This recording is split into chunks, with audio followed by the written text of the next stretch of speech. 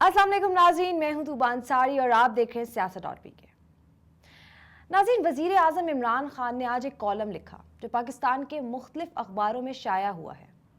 उस कॉलम में उन्हें क्या लिखा आपसे शेयर करते हैं। उनका कहना है कि कौमों के अरूज व ज़वाल का अमल तहज़ीबों के अरूज व ज़वाल से मुख्तलिफ होता है। कौमें बैरूनी हमलों का हदफ बनती हैं, दाखिली सतह पर शिकस्त व रेख से गुजरती हैं, मगर तहजीबों का मामला ये नहीं है। तहजीबों को बाहर से कोई नहीं मार सकता, वो सिर्फ खुदकुशी कर सकती हैं। हर कौम का जौहर उसके रूहानी असूल हैं। जब ये असूल मर जाते हैं, कौमें मुर्दा हो जाती हैं। मुस्लिम तहजीब में हमारे रूहानी असूलों का ज़हूर रियासत मदीना की सूरत में हुआ, जो अल्लाह के रसूल हज़रत मोहम्मद सल्लल्लाहु अलैहि वसल्लम ने कायम फरमाई। दीगर असूलों के अलावा ये 5 अहम तरीन बुनियादी असूल थे जिन पर रियासत मदीना खड़ी थी। ये असूल हैं तौहीद, इंसाफ और कानून की हुक्मरानी, जिसका हासिल मेरिट का असूल है। तवाना अखलाकी एहसास, तरक्की और खुशहाली में तमाम बनी नौ आदम की शिरकत और इल्म की जुस्तजू। रियासत मदीना की इस रूह की अहया के लिए कौमी रहमतुल आलमीन अथॉरिटी कायम की गई है।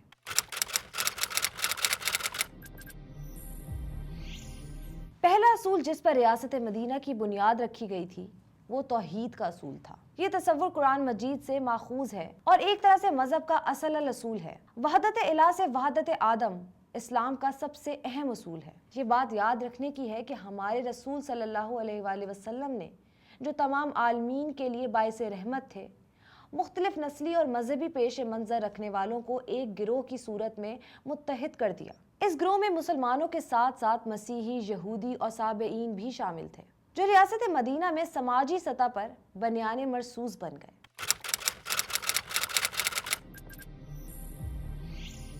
दूसरा असूल कानून की हुक्मरानी था, जिसका हासिल इंसाफ और अहलियत की बुनियाद पर इंतखाब की सूरत में सामने आया। रिसालत माब सल्लल्लाहु अलैहि वसल्लम ने वाज़े फरमा दिया कि कोई कानून से मावरा नहीं है। आपने फरमाया कि वो मुआशरे बर्बाद हो जाते हैं जिनमें 2 तरह के कवानीन हो, एक उम्रा के लिए और दूसरा गुरबा के लिए। आपका फरमान है कि ए लोगों, पिछली कौमें इसलिए बर्बाद हुई कि उनमें से जब कोई बड़े मर्तबे वाला आदमी चोरी करता तो उसे छोड़ दिया जाता, और जब कम मर्तबे का आदमी चोरी करता तो उस पर सज़ा नाफिज कर दी जाती। खुदा की कसम, अगर मोहम्मद की बेटी फातिमा भी चोरी करेगी तो मैं उसका भी हाथ काट दूंगा। अगर कोई मासर दुनिया पर एक नज़र डाले तो बासानी देख सकता है कि सबसे कामयाब रियासतें वही हैं जहां सख्ती के साथ कानून का नफाज किया जाता है। मगरबी अक़वाम के अलावा हम देखते हैं कि मशरक़ी एशिया की इन अक़वाम में भी जो हाल ही में खुशहाल हुई हैं, इस उसूल पर सख्ती से अमल होता है। जापान, चीन और जनूबी कोरिया इसकी चंद मिसालें हैं।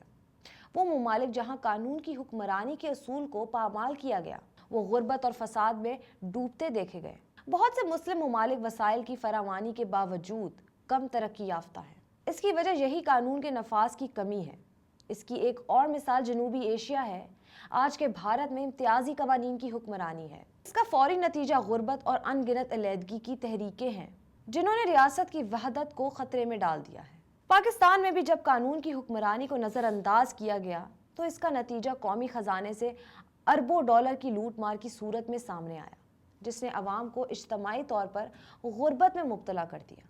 अमेरिका और लातीनी अमेरिका के बहुत से ममालिक में भी सियासत और तरक्की का जो तरीका कार फरमा है, वो भी यही कहानी सुना रहा है। जिन रियासतों को बनाना रिपब्लिक कहा जाता है, वो भी कानून की हुक्मरानी ना होने की वजह से इस हाल को पहुंची।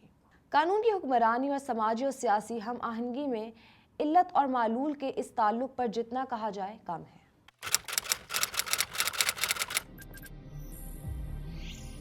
रियासत मदीना का तीसरा असूल था अवाम की इखलाकी तश्कील नौ, अमर बिल मारूफ वन नहीं अनिल मुनकर का तसव्वुर। कुरान मजीद इसे उम्मत मुस्लिमा का इम्तियाजी असूल बताता है। तुम बेहतरीन उम्मत हो जो बनी नू इंसान के लिए उठाई गई है।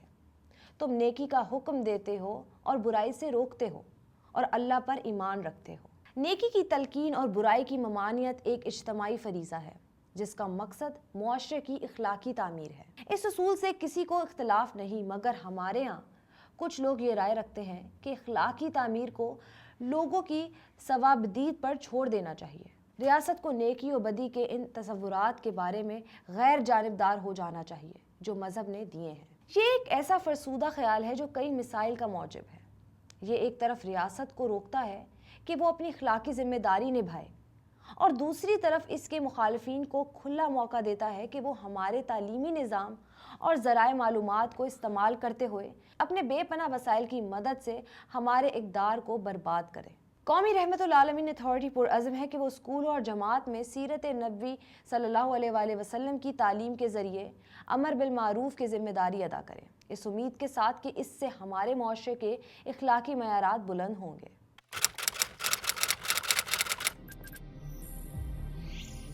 ریاست مدینہ کا چوتھا اصول تھا ایک فلاحی ریاست کے قیام کے ذریعے اجتماعی ترقی۔ ایسی ریاست جہاں معاشرہ غریب اور ضرورت مندوں کا خیال رکھتا ہے اور ہر کوئی ریاست اور معاشرے کی ترقی میں حصہ دار ہے۔ ریاست مدینہ تاریخ انسانیت کی پہلی مسلمہ ریاست ہے جس نے ریاست کے کمزور طبقے کی ذمہ داری اٹھائی۔ ہمیں چاہیے کہ اپنے رسول صلی اللہ علیہ وآلہ وسلم کی اس سنت کا احیاء کریں۔ ہمارے شہریوں کو اپنے معاملات میں ہاتھ کھینچنا چاہیے اور دوسروں کے لیے سخی ہونا چاہیے۔ یہ بات پیش نظر رہنی چاہیے کہ دور جدید میں فلاحی ریاست کا تصور مغربی یورپ کے تجربات سے ماخوذ ہے۔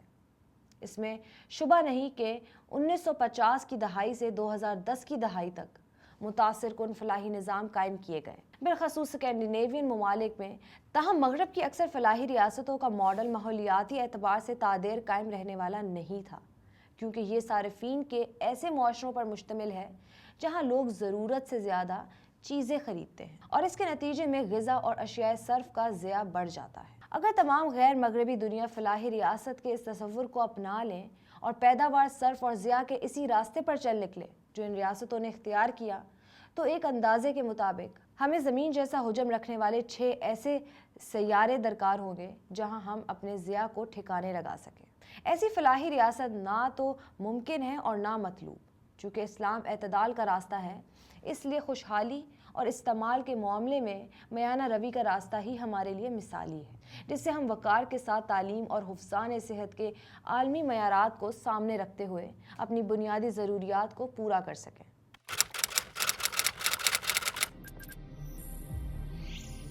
آخری اصول علم کی بنیاد پر وجود میں آنے والا معاشرہ ہے، جہاں خواندگی اور علم کے فرق کو اچھی طرح سمجھا جاتا ہے۔ خواندگی ممکن ہے کہ ایسی معلومات تک رسائی کا باعث بنے جو ہم اچھے رویے کی تعلیم دیتے ہوں۔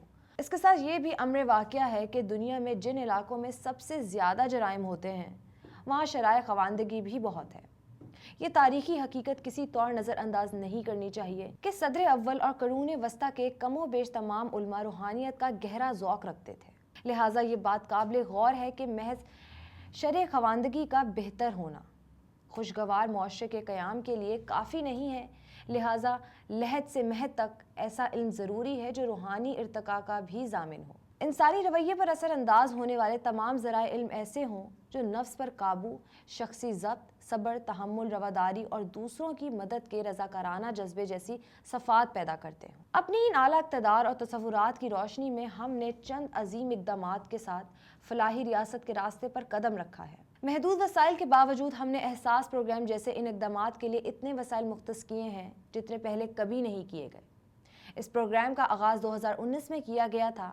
یہ پروگرام سماج کے کمزور طبقات کے سماجی تحفظ اور غربت کے خاتمے کے لیے ترتیب دیا گیا ہے۔ یہ پروگرام ایک ایسی ریاست کے قیام کی طرف ہمارے بنیادی اقدامات میں سے ہے جو اپنے شہریوں کی فلاح و بہبود کو اپنی ذمہ داری سمجھتی ہے۔ صحت سہولت پروگرام پاکستانی تاریخ کی ان عظیم منصوبوں میں سے ایک منصوبہ ہے جو ہمارے شہریوں کے لیے یونیورسل ہیلتھ کی سہولت فراہم کرنے کا ضامن ہے۔ یہ منصوبہ غربت میں دھسے ان کمزور شہریوں کی تحفظ ہی کے لیے نہیں ہے جو علاج کے لیے قرض لینے پر مجبور ہے، بلکہ اس سے ملک بھر میں نجی اسپتالوں کا ایک نیٹ ورک بھی وجود میں آئے گا۔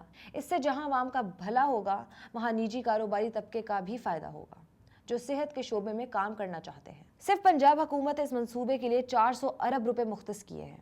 صحت سہولت پروگرام سماجی فلاحی اصلاحات کے سفر میں ایک اہم سنگ میل ہے۔